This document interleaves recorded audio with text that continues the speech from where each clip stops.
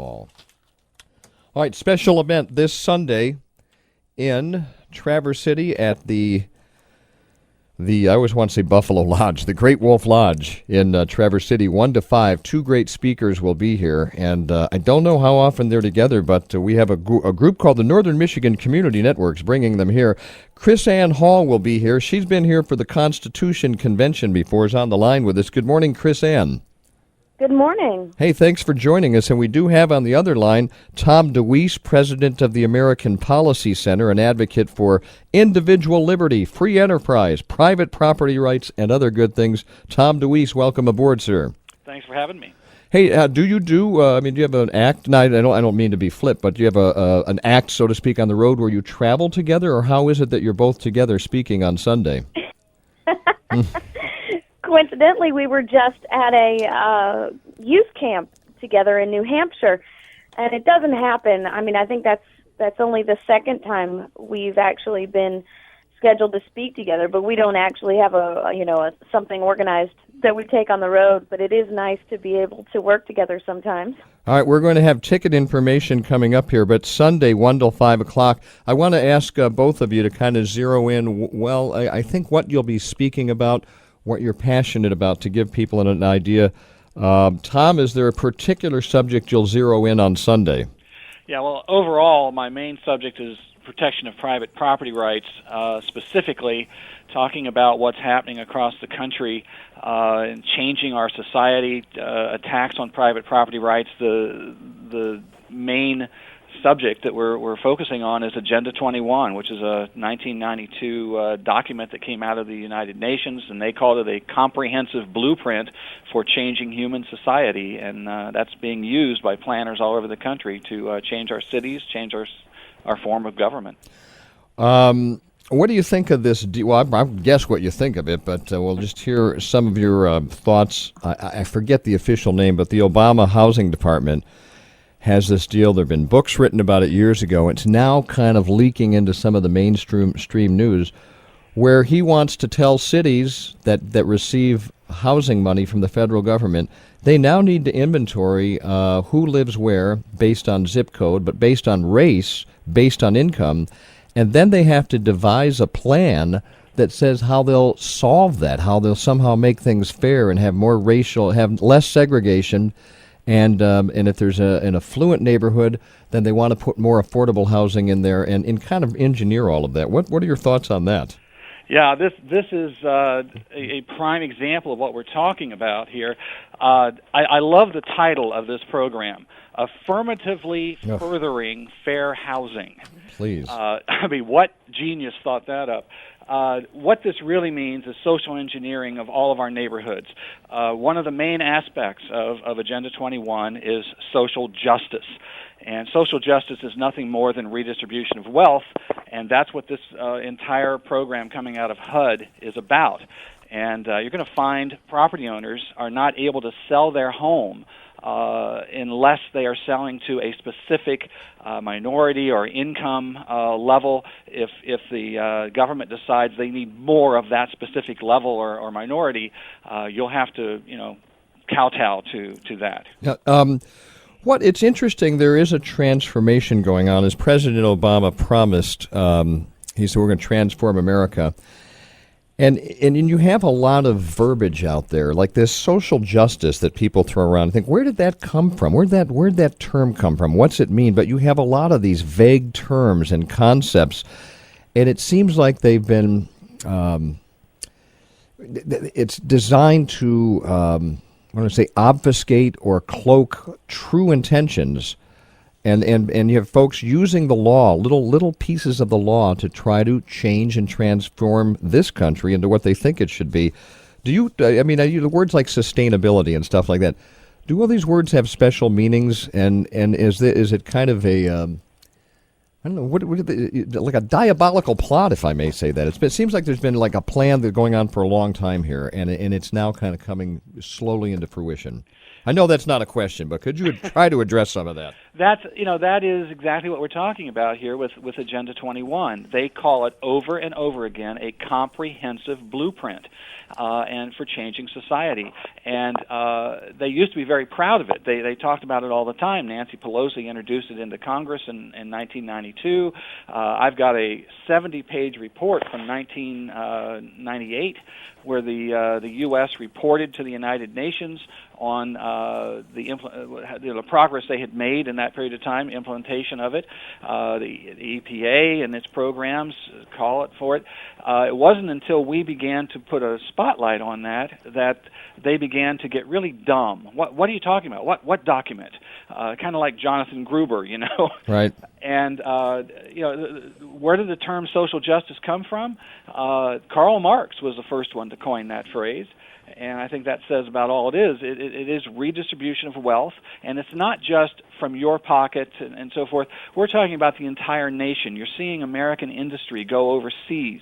That's a form of redistribution of wealth. And the whole point is to harmonize the radical capitalism America into the rest of the world. And that's, have a top-down, one, global governance kind of an operation. So I want to ask Krisanne Hall in just a moment about some of the constitutional facets of this. But if you have a vision about how this country should be, how society should be, and you don't like what it is now, and you think, look, I'm pretty smart. If I could just reorganize things, it'd be a lot better, so I'm going to take control and do it. Well, it's hard to ramrod things through, so you have to have a plan on and you have to be patient and slowly usher this in, and sometimes get people on board unwittingly. And have you witnessed that in action, even at the local level? At the local level is where it's really happening. There are, first of all, they're coming at us with this in three ways. One is the destruction of private property rights and ownership. The second is to impose non-elected regional councils, government, it takes government farther away from the people. And the third thing is to feed the plan with federal grant money, and that's the key. The federal grant money has very specific strings attached to it, and when a local community takes that grant money, they have to impose these programs. And these non-governmental organizations and federal agents and planners are pressuring your city councils, your county commissioners to take the grant money and to impose these plans, and that's how it works, step by step by step. All right, and there's a lot to cover. We won't be able to do that today, but that's why Sunday you'll want to find out more. You can listen and even ask questions. Tom Deweese will be talking. Krisanne Hall's been to Traverse City before, constitutional expert, former prosecutor, host of the Krisanne Hall Show. Krisanne, when we hear the federal government is going to start telling local cities, townships, neighborhoods how they have to control their housing, who lives where exactly is that in the Constitution, and how is that able to happen? Well, it actually isn't in the Constitution, as a matter of fact. The federal government has no control constitutionally over local government and even over state government unless that control originates somewhere in the Constitution. The only control the federal government has over the states are in matters that our framers called made federal. And those matters that are made federal are those that have to deal with treaties and foreign affairs and the items, the specific enumerated powers that were delegated to the federal government. And so that's exactly what we're going to be talking about on this weekend. We're going to be talking about how do we deal with the federal government who has escaped its limited and defined box, and what exactly are our solutions to those problems. And Tom's already told us part of the solution, and that's going to be refusing to take federal dollars. When we take federal dollars, which are, by the way, collected unconstitutionally and distributed unconstitutionally, we are left in a fix to submit to a pretended authority with unlawful power that is exerted over us in a manner that only increases their own power and increases the dependency of the people and decreases the liberty of the people. Yeah, a great example of that is, I don't know if you're familiar with Hillsdale College in Michigan. They refuse any federal dollars. So They don't have to pay attention to any of these crazy rules the federal government may want to impose on them, and they operate an outstanding university. They offer a tremendous education on the Constitution. All their students have to be educated on the Constitution, regardless of their field of study. They are supported well through foundation grants, of course, through tuition and through their alumni. They don't need the federal money. They get by just fine. And there was a point, too, where some of the kids were going there and they were getting student aid. You know, they're getting federal student loans. And I think they even decided not to do that. They said, we're not taking federal student loan money either. So you can get by without the federal money. Well, I think most jurisdictions have found, both on state and very local levels, that when you get rid of the federal dollars, you actually operate in a greater surplus than you would if you had accepted them. They have this the mandated school lunch program, which started to mandate the food that the schools were going to eat and not eat. And we have several local school districts who have said, fine, we won't take your federal money for the school lunch program because we're not going to follow your mandated lunch menu. And they found that with the federal funds, they were always in the red.